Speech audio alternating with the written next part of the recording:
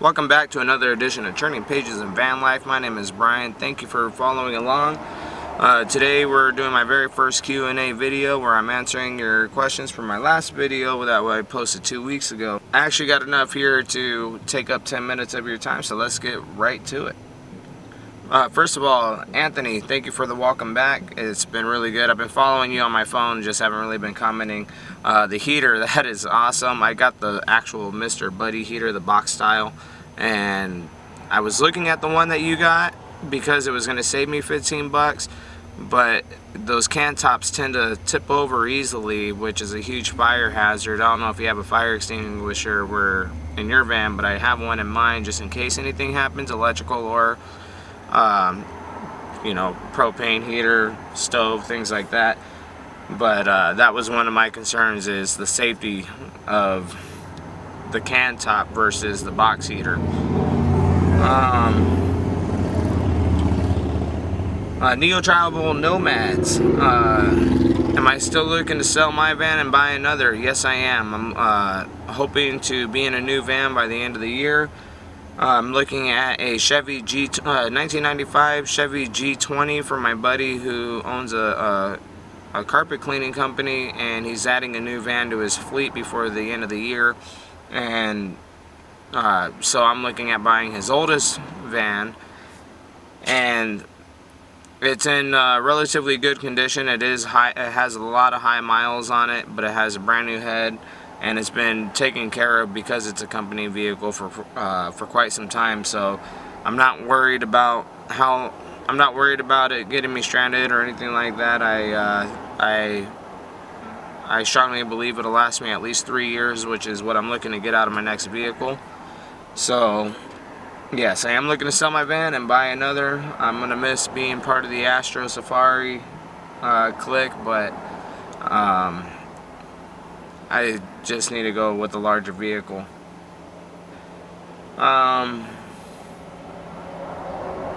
Simple Life Seeker, I'm going to save you for last because you have quite a bit of questions here.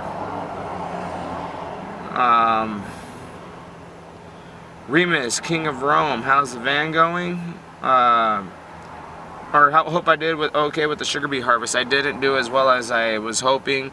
I even showed up and started a couple of days early, but I only made my $1,500 guarantee, and that just for me wasn't enough, especially in the condition of the van, wasn't enough to actually want to go and do it now that it's already done.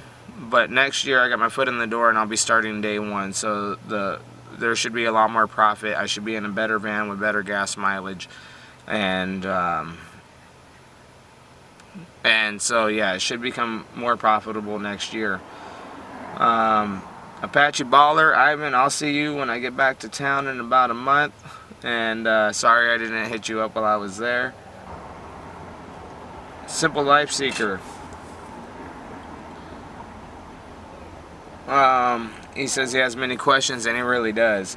Very first question, how do you like van dwelling in Arizona winter? Winter hasn't begun yet there. It's still like your summertime, so I haven't really experienced that yet. But I do know and which goes into your next question, how cold are the nights? The nights can get below freezing. It can drop down even as low as 15 degrees in the middle of the night, and then by morning it could be up in the 60s and 70 degree t-shirt and basketball short weather. And so the weather changes are very drastic and can become hard to deal with if you're not used to it. But during the days in the winter, it's like it's summertime. At night it's winter, and sometimes it can get cold enough to snow, but it only happens every about 4 years or so, it seems like, when we get snow on the desert floor. So it does get quite cold at night, and then drastically warms up by like 10 degrees every hour in the morning. So by lunchtime it's good and hot. How cold are the nights? Any issues with the bugs, tarantulas, and scorpions? Tarantulas are really great to have around you. They live in a hole in the ground that it could be mistaken for a rattlesnake hole, so you really never know if you're parking around a rattlesnake or if you're parking around a tarantula, since both of those come out at night, normally not during the day, but snakes are seen during the day.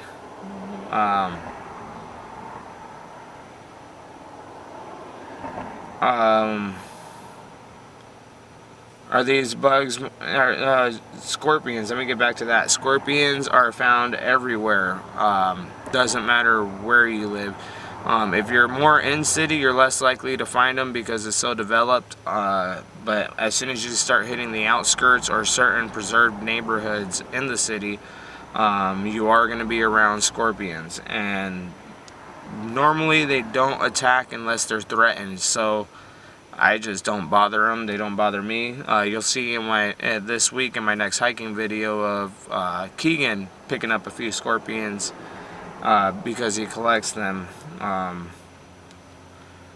He has a whole business side of it. I'm not sure what he does with it, but like I said, tarantulas are good to have around to eat the bugs. As far as their stance goes, if you see a tarantula that's on all of its legs, standing on all of its legs, it's no problem. You can probably put your hand down and it crawl up onto your hand and pick you and be like a little pet. Versus if they got their 4 front legs in the air, they are agitated and you need to get away. But like I said, I like tarantulas. They eat bugs and they'll come out at night and collect all the bugs around you. So those are really good spiders to have around you. They're not really something you want to be too scared of.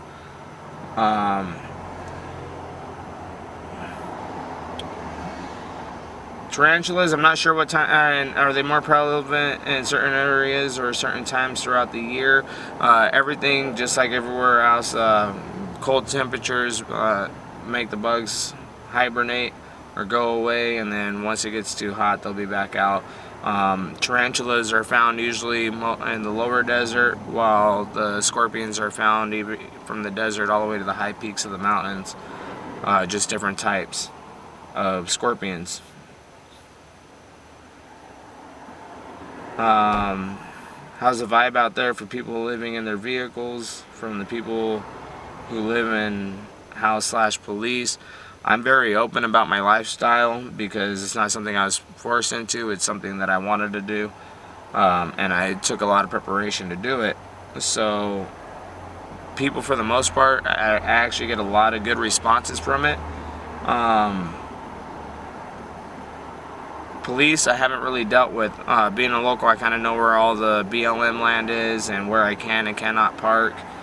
So that's really helpful for me. You can't park at Walmarts, you can't park, and parallel parking on sides of the road is not normal.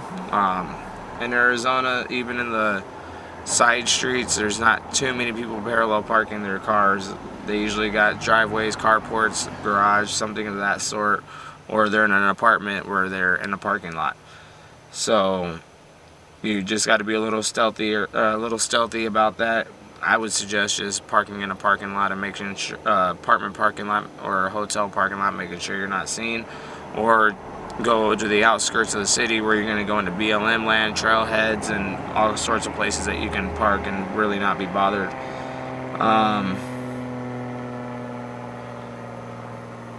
Let me see. Health insurance, I don't have it. I can't comment on that.